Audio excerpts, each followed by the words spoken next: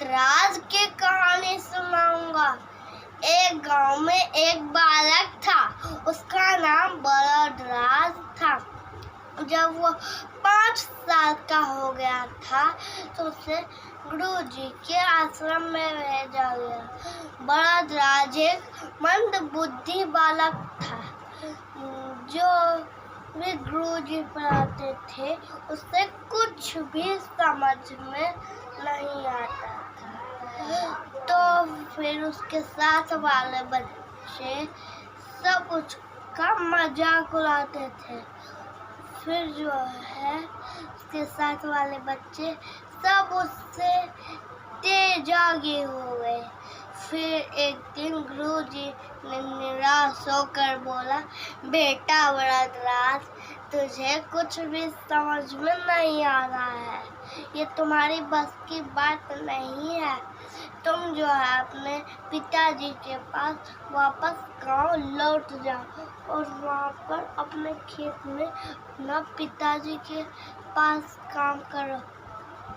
फिर जो है वो सोचा कि कैसे मैं क्या बोलूं पिताजी के पास जाकर कि मुझे गुरुजी ने मना कर दिया है पढ़ाई लिखाई से।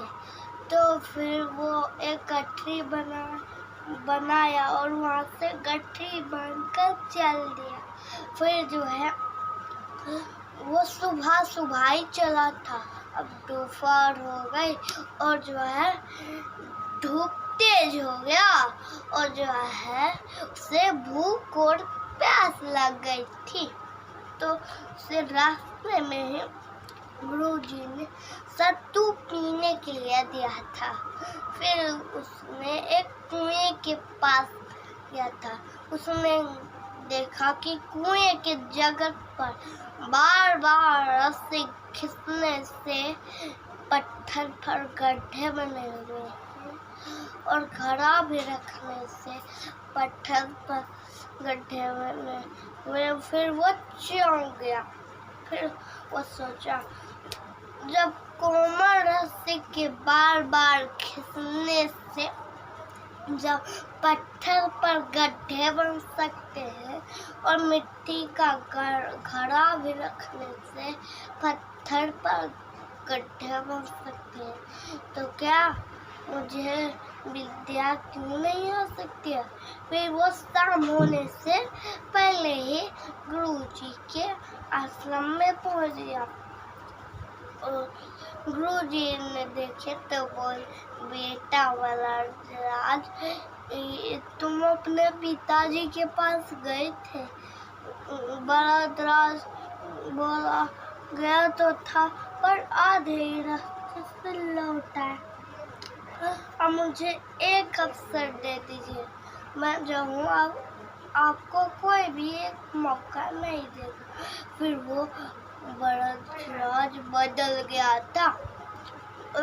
रात को भी वो बहुत देर तक पढ़ाई करता था और सुबह को जल्दी उठकर भी पढ़ाई में लग जाता था।